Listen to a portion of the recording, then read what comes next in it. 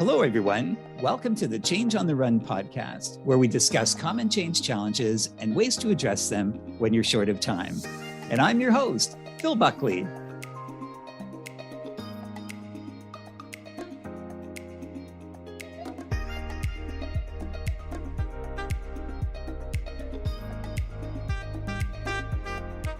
Today's topic is responding to praise. Change initiatives can be grueling and can feel like a succession of uphill battles characterized by tight deadlines, difficult challenges, stretched capabilities, and long hours. Giving and receiving recognition energizes individuals and teams and builds momentum to tackle the new tasks and challenges.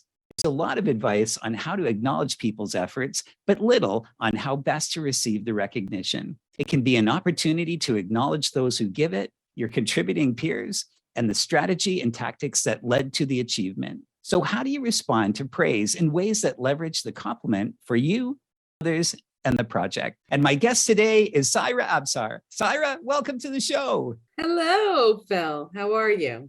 I'm great. Thank you so much for taking the time to be with us today.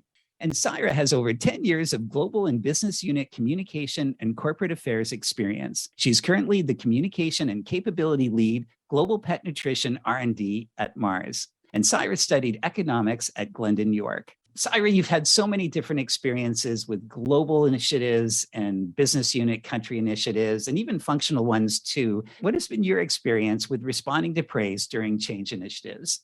So personally responding to change, here's the word that comes to my mind: dread. And keeping this top of mind, and as a communicator, we know that giving praise is so important to get people through some grueling times, emotional times, uncertain times. But if we talk about me personally, I have never been very good at receiving praise. And I know I'm not alone. Many people really struggle with this. So great topic, Bill. And what I would say is that through the years, I've been on a little bit of a journey on how to receive the praise. So I still dread it today, but I changed the way I look at receiving praise, and we can talk a little bit more about that. As you're saying, you're not alone, and I'm with you as well, that it is tough stepping back and thinking about when you get praise, why is this so important to master versus winging it like we often do? Number one thing that comes to my mind is opportunity. It's an opportunity for you to really drive awareness around the amount of effort that was put behind. A little wave at the back of the room, or now, in our virtual world, a nod, a high five. It's a missed opportunity. It's your opportunity to talk about the things that you've done, that your team has done. We never do these things alone. So let's take the opportunity to recognize all the individuals that were a part of the success, not just yourself. Some of the challenges that you went through, number one, so people know it's not that easy. And number two, people can learn from some of the challenges that you went through during a change initiative.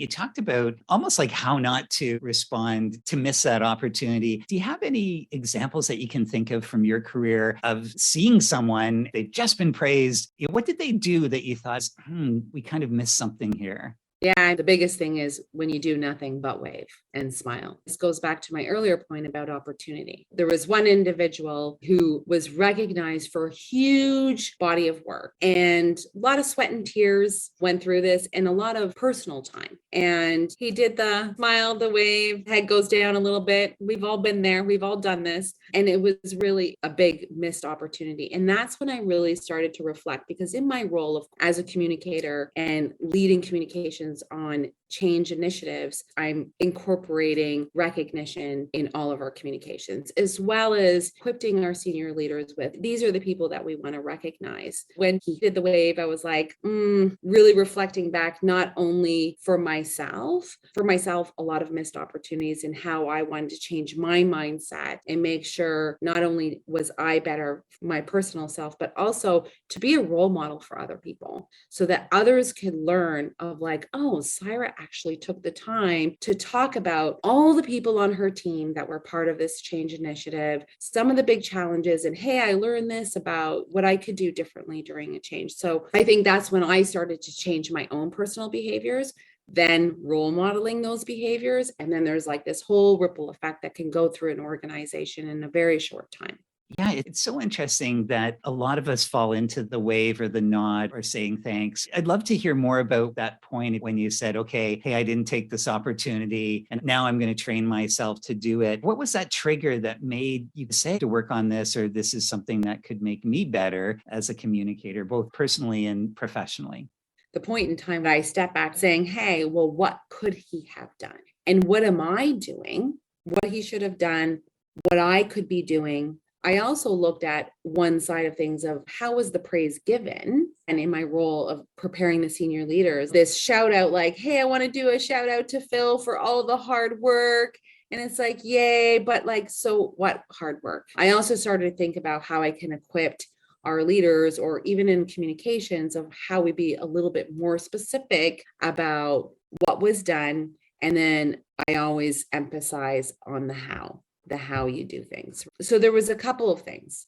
If we recap, it was one, what did the person not do that I think that should have been different? It was a wave. It was a missed opportunity to recognize the team because it wasn't really just him. There were some great milestones that I think could have been highlighted, and some big challenges and how they work through those challenges. So, and it's a double-edged sword too, right? Because when you don't get praise, then you're like, oh, well, all that effort and no one recognized the work I did. And then when you get it, you're like, okay, next.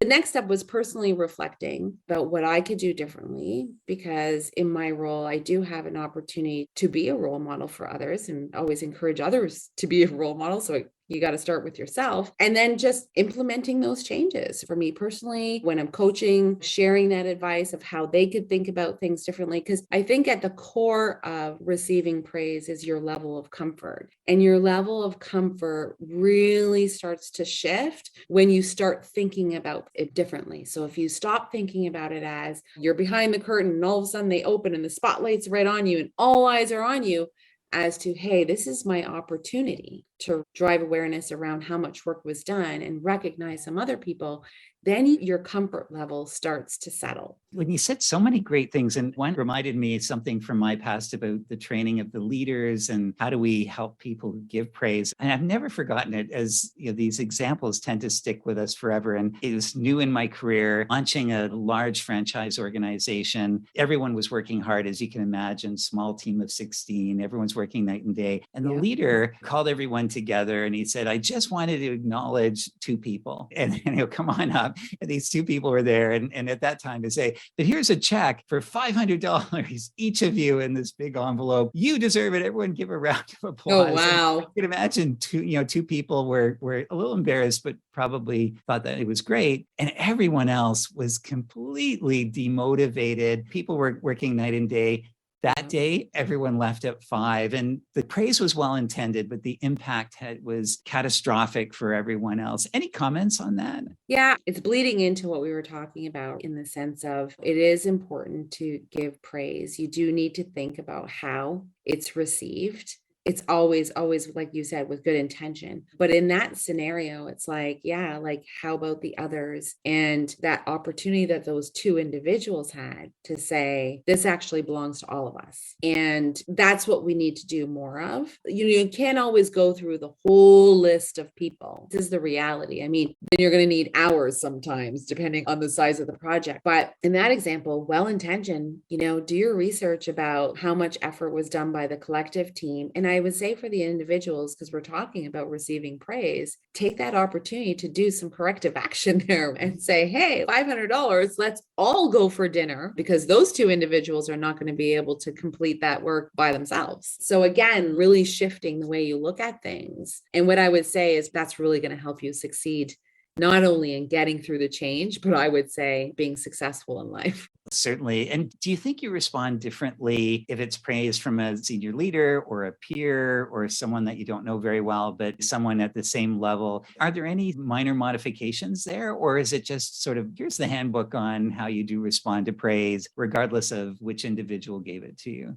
I think it absolutely is very different. When receiving praise from a very senior leader, typically you're not sitting at the same table with them in a meeting room. Maybe it's over a town hall format, or maybe it's an email, but there's usually a level of formality in it. And it's probably less opportunity for you to say something. It's usually more of a one way. Whereas when you're getting it from middle management, you're in more of an intimate setting, and there usually is more opportunity for a two-way dialogue. So I would definitely say the way you receive it is going to be different, because your opportunity to actually say something and respond might not even be there. Get an email and say, big shout out to Saira for this work. Well, what am I going to say now? Right? Just like, that's it.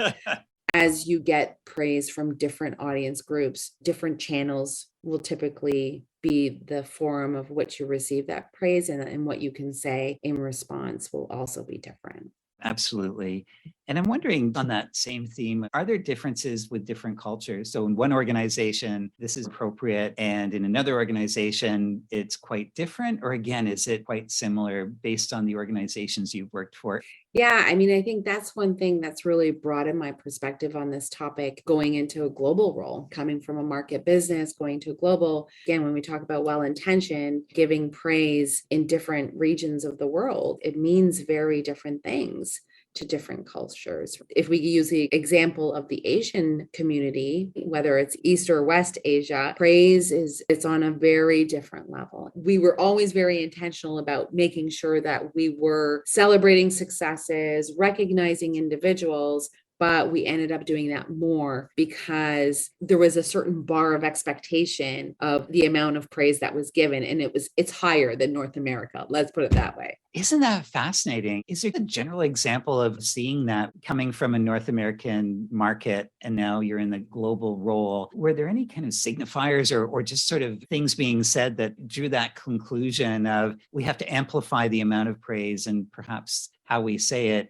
so that we do meet the expectations of a very hardworking team? Because I was in a global role, you're working with the leaders, you're not on the ground floor everywhere. So where it's actually being delivered, but it was the individuals within the regions that were driving the change, that educated. And it was by being curious, of asking questions like, how do people receive praise?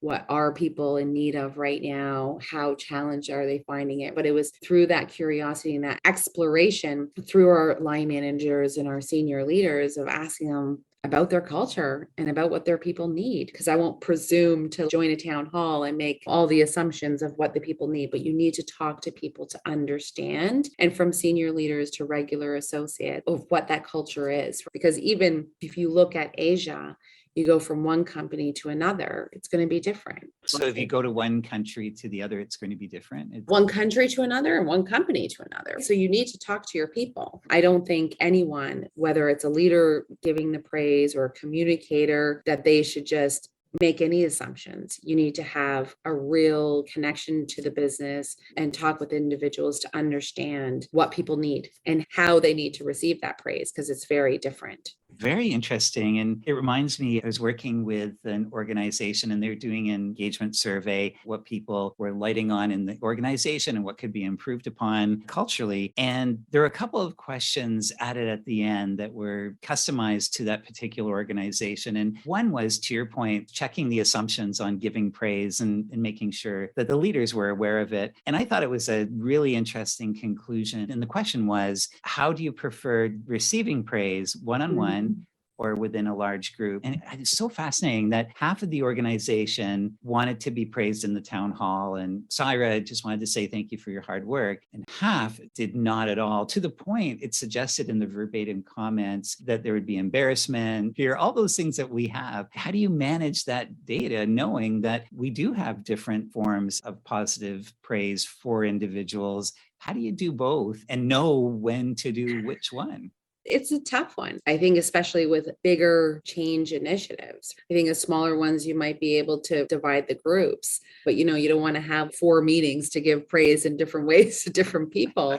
But what I would say there is receiving praise in that kind of split in population of those who like to hear from their line manager and those in a town hall to me, there's probably some parallel on introverts and extroverts, and we always have to be mindful of this. So I think the balance and the approach that I would take is giving some more general praise and more team praise, and then following up with some of the individuals one-on-one after that. So then you've got a healthy balance between recognition, but not too much spotlight, and then you can follow up after. That's great advice. So you'd mentioned that part of your corporate comms role within the change space is to prepare leaders to be their best and to take their sponsorship role. And in part, it's the ability to motivate people and to give praise. And given that there's all types of leaders, some that are completely savvy in this area and others that just don't know, what's your approach to helping a leader be their best and being the lead of the change? Yeah, I think the first thing that's really important is getting to know the leader in their personal style, because what I consider good and what they consider good could be very different. I think it's really important that you don't force a style or a certain kind of framework from yourself to another person, right? So getting to know them, understanding where they feel comfortable giving praise, where they don't feel comfortable, and understanding their personal style of delivery, how they like to do it. Do they want to call people up and give them a high five? A lot of leaders actually like to have like some type of physical connection, like a tap on the shoulder or what have you. So just understanding that a little bit. I think it's really important. And part of my role is, okay, great. Like we want to recognize these individuals, but doing your research, helping them by giving them the details around, not giving them a list of names with the project title, but actually giving them some names, the title, as well as what the project was about, what were some of the big challenges, more around the how. So I would see that as my responsibility to help them deliver the message in the best way possible. And then I think it's important to kind of understand that not everyone's always going to be good at it. And so if you can make even 20%, very good coach of mine would say, even if you can make things 20% better, that is defined as success. You do have to accept that some people are just never going to be great at it. And so if you can just improve it by a little bit, that's great. But do your research, not only around the individuals, understanding how they like to receive praise, their personality styles, the project, who else was involved, some details about the project. But most importantly, I would say get to know your leader, whether it's a line manager, a leader, or peer that you're going to try to help if you're not in communications and not in that role, to help them set them up for success. Certainly, starting where people are is such a great positioning on how you can help people be their best. And I'm wondering, have you ever seen a leader where clearly they missed the opportunity of doing it well and it was almost an intervention coming in? And in my experience, there was one person that the counterpart to you had given them great advice, and they went up and it was a town hall and they said, Saira told me that I was supposed to give people praise, the ultimate challenge. And see that way too many times. Oh, I know. Do you have a couple of examples when you do see leaders and they don't do it well in your view, and then you come in and you try to help them out from the evidence that you've seen? How do you go about that? I mean, that's a tough one, right? Because there's always some type of element of surprise when you work really hard with someone, and you also, not only with the individual, but you do your research and you do your due diligence, and then it kind of goes south for whatever reason. The example that I'll always remember is delivering a major change announcement and then tapping on the watch and recognizing how quickly they got through it. You go into like solution mode. And I think it depends on your role and your opportunity. But in that scenario, I took the mic and talked about the impact of the information that everyone had received, how we were going to follow up after, and how that particular leader has been working night and day, not trying to make excuses. But again, no one ever intentionally fails at delivering the message. And I do think we have to be mindful that there's a lot of pressure. There's a lot of pressure on leaders who are leading these changes. They're the sponsors, they're the head on the horse. And although they might not always express it, a great deal of responsibility and weighs on people in different ways. So if they say the wrong thing, they do the wrong thing, you can come in and try to amplify the message around how difficult changes are for everyone, including leaders. Great response. Absolutely. So we Yeah. talked a lot about areas where there are gaps and there's opportunities to improve. Could you share with the listeners what you would recommend is when someone praises you, and let's say it's in a bigger forum, what are the things that you want to include? What are those 2 or 3 things you need to include in a good response to receiving praise? I think it's pretty simple. It's what you did, how, and who. Those 3 simple things. You can just keep that in your mind and anchor your response on that. So, what the project was about, what the change initiative, whatever it was, talk about the how. Because, a lot of times when we say, okay, well, I built a house, well, that seems like pretty easy. But when you talk about some of the challenges you had and the things that you didn't anticipate, maybe it's like there was a strike and everyone was walking out, and how you engage those individuals and built morale within the team. I think those are really important things too. So I always say it is all about the why, but definitely we need to talk about how we did what we did. And then the end of who else you can seize that opportunity to recognize. I always say none of us are successful, no matter what we're doing, if it's a change initiative or otherwise, alone. We always have a team around us or individuals around us to help us get to that. And that reminds me actually of a quote from Brian Tracy, where he said, the more credit you give away, the more will come back to you. The more you help others, the more they will want to help you. It kind of seems like that's the gist of putting it out there. Would you agree? There's pieces of that quote that I think, yes, as you give praise, you will definitely have praise coming back for different reasons. I don't think you should give praise to receive praise. No. That should not be your driving motive, because that won't work out well, I can guarantee. But I think definitely it's like recognizing individuals is about supporting people, encouraging people, empowering people, especially for leaders in this space. If your value, your leadership is definitely going to be praised by individuals. So, and I don't want to just limit it to leaders. As individuals, make an intention to give praise even to your neighbor for the great work that they've done. It makes people feel good and it helps people get through some really challenging times. And what I would say is really important, especially in this day and age, more so now than ever before, individuals really struggling with mental health, we don't always know what's going on. And so giving praise gives people encouragement and gives them strength. It helps build them up and it helps with the resiliency. It's such a great point. And when we get praise, who do we tell? Our loved ones. So it's around the kitchen table, it's our friends, and hey, it was acknowledged. Someone really appreciated what we do. And again, connecting in with meaning of work, and my hard work is worthwhile, which reminds me, yesterday I was facilitating a workshop on hybrid ways of work. So we've got remote, we've got people in location. And what are those ways of working that the team can agree on? One of the areas that the group was talking about was celebration, which isn't too far away from praise.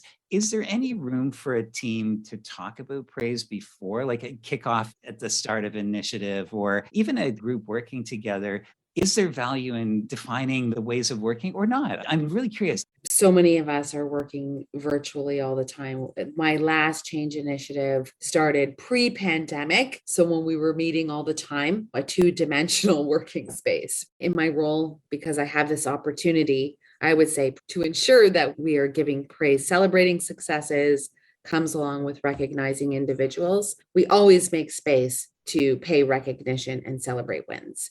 In your agenda, you need to make sure that you have the space to recognize. And I think more so than you did when you were in a room all together, because you don't have the tap on the shoulder. You don't have that human interaction in that same way. You're not going to go to the bar and grab a drink. It becomes a little bit more challenging. So with that, you have to be more intentional. What I would say from a change communication perspective is hopefully you always have that space. You always make that space as part of your change plans in celebrating and recognizing those wins. It was probably like 6-7 years ago when we were all face to face. We used to do high fives, 5 minutes on giving high fives.